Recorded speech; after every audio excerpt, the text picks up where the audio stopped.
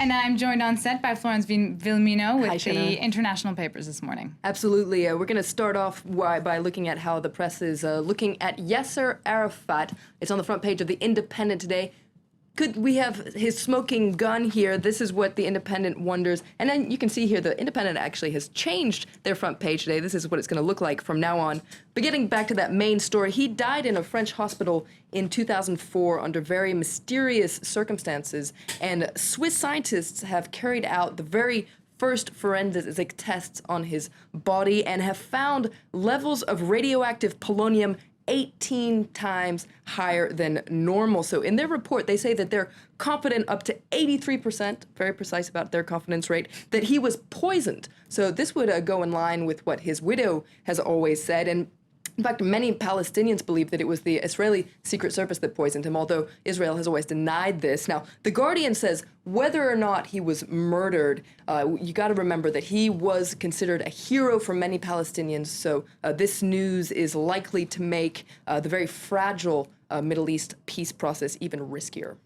All right, well, now a lot of focus as well on those bomb attacks in northern China outside the local headquarters of the ruling Communist Party. That's right. It's interesting to note that it's not front page news in China. If we take a look at China Daily, you have to open the paper to page 3, where it's a very factual article. It talks about this bomb blast that killed one person in Shanxi. Now, the article points out that police found ball bearings and circuits, which seem to suggest that it could be a homemade bomb, but there's no indication yet about the motive behind the attack. But remember that it comes just a couple of days after this deadly attack at Tiananmen Square, where a car plowed into a crowd there.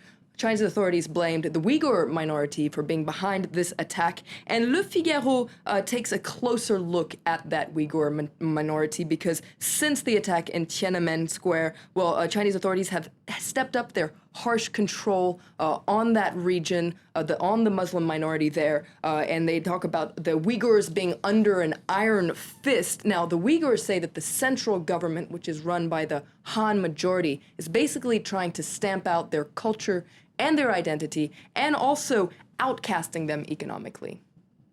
Well, the Wall Street Journal also focuses on China today and how pro-democracy activists are trying to get around government repression. That's right. It's a really interesting article in the Wall Street Journal today about a new crop of activists known as the New Citizens Movement. Well, this group is vexing Beijing by organizing around a very simple event, and that's dinner. Now, what is this all about? Well, the Wall Street Journal tells us more. Basically, on the last weekend of every month, dozens of government critics gather for these unassuming dinners in about 20 cities across the country. So who attends these dinners? Well, mainly China's middle class. And the gatherings are intentionally low-key, but what they're discussing is very important. They're discussing corruption, the environment, repression. Their goal is very, very big. Basically, they want to lay the foundations for democracy in China. Their motto, in fact, is change China by eating.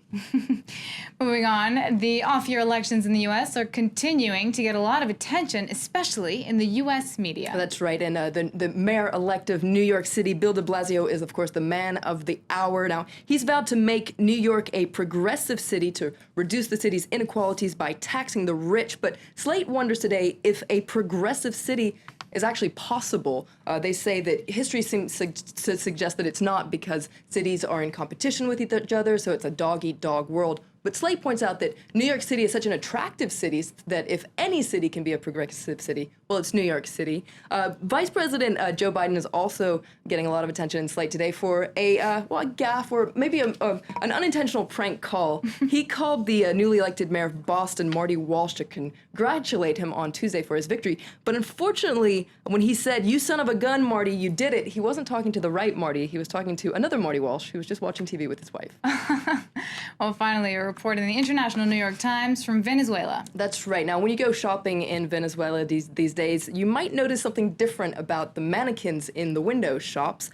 They're not quite the same size as in other countries. You can get a little glimpse here. Basically, Venezuelan women are increasingly using plastic surgery to transform their bodies. So one mannequin maker decided to try to imitate reality. So he made the mannequin he thought the public wanted. So with larger breasts, with bigger buttocks, a wasp waist, longer legs, basically what he calls a fiberglass fantasy Venezuela style. this seemed to work incredibly. His sales went up, so this new kind of mannequin is becoming the norm in Yeah, but Venezuela. for me, those mannequins don't look any more like real people in real life than the other ones. Well, in Venezuela they do, supposedly, according to this article. All right, thank you for that, Florence Filomeno. That was the International Press Review.